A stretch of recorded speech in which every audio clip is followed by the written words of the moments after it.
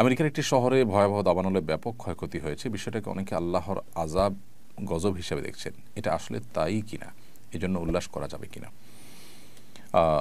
আমরা অনেকে ইতিমধ্যে শুনেছি যে আমেরিকার হলিউড নামক একটি শহরে ভয়াবহ দাবানল পুরো শহরকে পুড়ে ছাই করে দিয়েছে। টানা 2 দিনের অধিক সময় ধরে শুধু পুড়ছে তো পুড়ছেই এবং কোনোভাবে সে আগুন থামছে না। যে শহরে এই ভয়াবহ অগ্নিকাণ্ডের ঘটনা ঘটেছে সে শহর নানা কারণে পরিচিত বিশ্ববাসীর কাছে, বিশেষ করে অশ্লীলতা, বিবাহ বহির্ভূত সম্পর্ক, হারাম রিলেশনকে প্রমোশন করা এবং অন্যায় অশ্লীলতার যে জোয়ার সয়লাব, এটার জন্য এই শহরটা নানাভাবে পরিচিত। মানুষ নানাভাবে সেটিকে জানে এই অশ্লীলতার সূতিকাগার হিসেবে। হলিউডের বিভিন্ন তথাকথিত অভিনেতা এবং তারকাদের ঘরবাড়ি পুড়ে ছাই হয়েছে। মানুষের মধ্যে যারা অশ্লীলতাকে ছড়িয়ে দিতে চায়, ব্যাপকভাবে বিস্তৃত করতে চায়, তাদেরকে আল্লাহ রাব্বুল আলামিন ভয়াবহ শাস্তি দিবেন বলে কোরআনে কারিমে আল্লাহ তাআলা জানিয়েছেন। এই যে দাবানল, সেটা তাদের সেই সব কৃতকর্মের শাস্তি কিনা এটা নিশ্চিত করে বলা কঠিন হলেও আপাত দৃষ্টিকোণ থেকে, বাহ্যিক দৃষ্টিকোণ থেকে এটি দেখে একজন মুসলমান সতর্ক হওয়ার যথেষ্ট কারণ রয়েছে, শিক্ষা গ্রহণ করবার যথেষ্ট কারণ রয়েছে।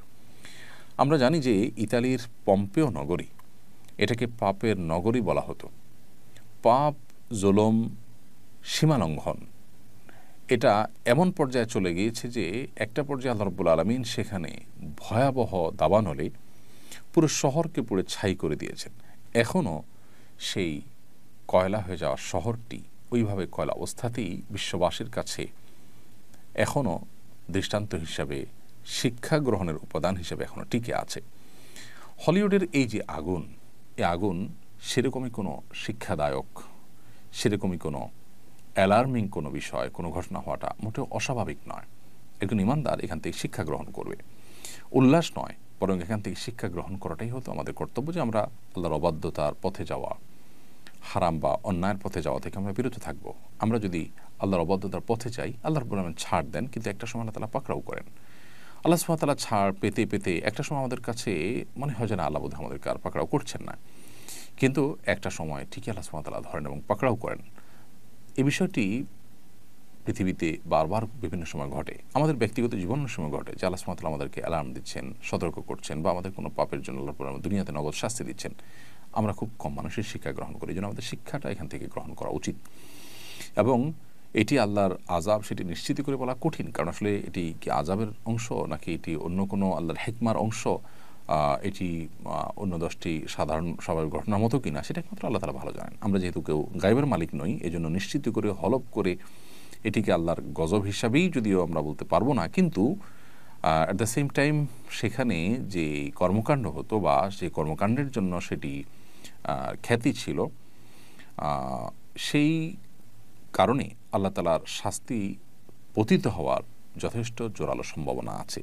বিদায় সেই সম্ভাবনা মাথায় রেখে এই সম্ভাবনার কথা বলা, এটাকে দর্শনীয় বলা যাবে না। তবে হ্যাঁ, নিশ্চিত করে আমরা হয়তো কোনো সিদ্ধান্ত এখানে দিতে পারবো না, যেহেতু ওহীর রাস্তা বন্ধ হয়ে গেছে। নবী রাসূলগণ থাকলে বলতে পারতেন যে এটা আল্লাহর পক্ষ থেকে আযাব হিসেবে আল্লাহ তাআলা প্রেরণ করেছেন। এখানে অবশ্য আরেকটি বিষয় গুরুত্বপূর্ণ, তা হলো আমরা জানি গাজাও পড়ছে, হলিউডও পড়ছে। পার্থক্য অবশ্য একটা বেশ পরিষ্কার, সেটা হলো গাজার মানুষজন মুসলমান, তিনি একজন মুসলমান হিসাবে তারা আখিরাতে বিশ্বাসী। দুনিয়া যদি পড়েও যায় মুসলমানের, তারপর তার আখিরাতের অনন্ত অসীমকালের যে যাত্রা, সেখানকার সুখ এবং জান্নাত থাকলেই তার এই পুড়ে যাওয়াতে তার জন্য তেমন কোনো ভয়াবহ বিপদের কারণ বা ক্ষতির কারণ ব্যাপারটা সেরকম নয়। কিন্তু যারা আখিরাতে বিশ্বাসী নন, তাদের তো দুনিয়াটাই সব, তাদের যদি দুনিয়ায় পুড়ে যায় তাদের আর থাকলোটা কি?